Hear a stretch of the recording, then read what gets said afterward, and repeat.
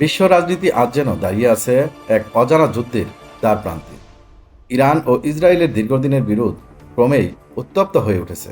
আর বিশ্লেষকরা আশঙ্কা করছেন, এই উত্তেজনা যদি সত্যি সত্যি পূর্ণমাত্রার যুদ্ধে রূপ নেয়, তবে এর অভিঘাত কেবল মধ্যপ্রাচ্য নয়, সারা বিশ্বেই পড়বে।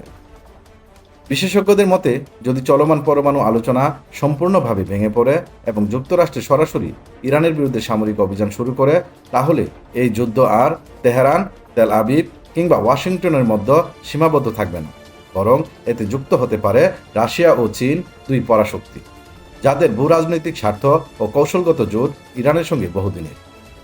ইরানের প্রস্তুতি ও শক্তি প্রদর্শন। এক সময়ের নির্ভরশীল বাহিনী আজ আর আগের মতো নেই। ইরান বছরের পর বছর ধরে গড়ে তুলছে আত্মনির্ভর একটি বহুমাত্রিক প্রতিরক্ষা ব্যবস্থা। শাহেদ 136 ড্রোন থেকে শুরু করে অত্যাধুনিক ক্ষেপণাস্ত্র ও সাইবার অস্ত্রে সজ্জিত বিপ্লবী গার্ড বাহিনী আইআরজিসি। তারা এখন শুধু একটি সামরিক বাহিনী নয়, বরং একটি আঞ্চলিক শক্তি। সিরিয়া, ইরাক, লেবানন সহ নানা দেশে রয়েছে তাদের সক্রিয় প্রভাব। ইসরায়েল যদি কোনো প্রিভেন্টিভ স্ট্রাইক চালায়, বিশেষ করে ইরানের পরমাণু স্থাপনায় কিংবা যুক্তরাষ্ট্র সরাসরি আক্রমণ করে, তাহলে ইরান শুধু নিজ ভূখণ্ডেই সীমাবদ্ধ থাকবে না।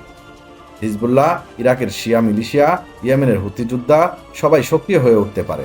সংঘর্ষের কেন্দ্র হয়ে উঠতে পারে গাজা, পারস্য উপসাগর, এমনকি হিন্দ মহাসাগরের একাধিক অঞ্চলও। রাশিয়া ও চীনের ভূমিকা, কূটনীতি না সামরিক সহায়তা। রাশিয়ার সঙ্গে ইরানের সম্পর্ক এখন আরও ঘনিষ্ঠ। একাধিক সামরিক ও প্রযুক্তিগত সহযোগিতা প্রকল্পের মাধ্যমে রাশিয়া ইরানকে অস্ত্র, গোয়েন্দা তথ্য ও স্যাটেলাইট নজরদারিতে সহায়তা করে চলছে। সিরিয়ায় যুগপৎ অভিযান চালানোর অভিজ্ঞতা থেকে রাশিয়া ইরানের সম্ভাব্য সরবরাহ লাইন তৈরি করে ফেলেছে। অন্যদিকে চীন বরাবরের মতো সরাসরি যুদ্ধে অংশ না নিলেও পর্দার আড়ালে বিশাল ভূমিকা রাখতে পারে। 25 বছর মেয়াদী কৌশলগত সহযোগিতা চুক্তির আওতায় চীন ইতিমধ্যে ইরানকে সরবরাহ করেছে প্রযুক্তি, ইলেকট্রনিক যন্ত্রাংশ, এমনকি ড্রোনের যন্ত্রপাতি। যুদ্ধকালীন সময়ে পশ্চিমা নিষেধাজ্ঞার মধ্যেও বেইজিং বাণিজ্য চালিয়ে যাওয়ার পরিকল্পনা করছে। জাতিসংঘ নিরাপত্তা পরিষদে ওয়াশিংটনের বৈধতা নিয়ে প্রশ্ন তুলে। আন্তর্জাতিক কূটনীতিতে রাশিয়া ও চীন এক প্রতিরোধ বলয় গঠন করতে পারে।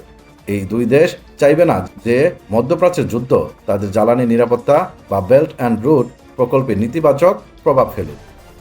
যুদ্ধ হলে তা হবে একটি গ্লোবাল প্রক্সি কনফ্লিক্ট। এই যুদ্ধ যদি শুরু হয়, তাহলে তা হবে না শুধুমাত্র ইরান, ইসরায়েল বা যুক্তরাষ্ট্রের মধ্যে সীমাবদ্ধ একটি লড়াই। এটি রূপ নিতে পারে এক প্রক্সি গ্লোবাল কনফ্লিক্টে, যেখানে পশ্চিমা জোটের মুখোমুখি দাঁড়াবে মস্কো, বেইজিং, তেহরান অক্ষশক্তি। আর এই সংঘাত শুধু মধ্যপ্রাচ্যের মানচিত্রে বদলে দেবে না, বরং গোটা বিশ্বের কৌশলগত ভারসাম্য নতুনভাবে গড়ে তুলবে।